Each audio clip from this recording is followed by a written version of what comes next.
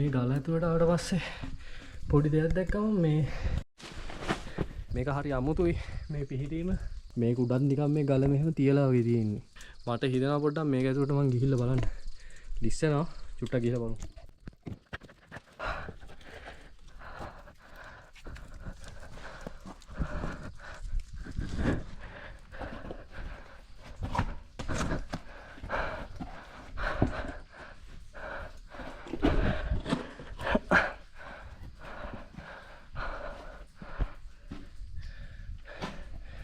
මේ ගල ඇතුළට ආවට පස්සේ පොඩි දෙයක් දැක්කම මේ පේනවා මේ ගලෙන් දිගටම කවුළු වගේ කපලා තියෙනවා.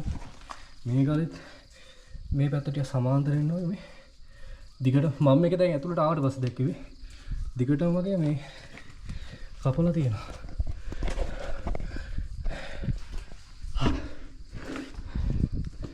මේ මෙතනින් නම් දිගටම මෙහෙලා නෝ මෙතනට ටිකක් බහලා යන්න පුළුවන් වගේ අඩිපාරත් පේනවා. එනවා මෙතනින් හෙල තියෙන්නේ දිගටම තියෙනවා මේ.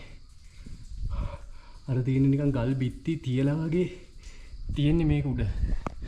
මාර මේ ලොකුයි මේ තිබ්බට ඇවිල්ලා බලන්න ඕනේ මේ.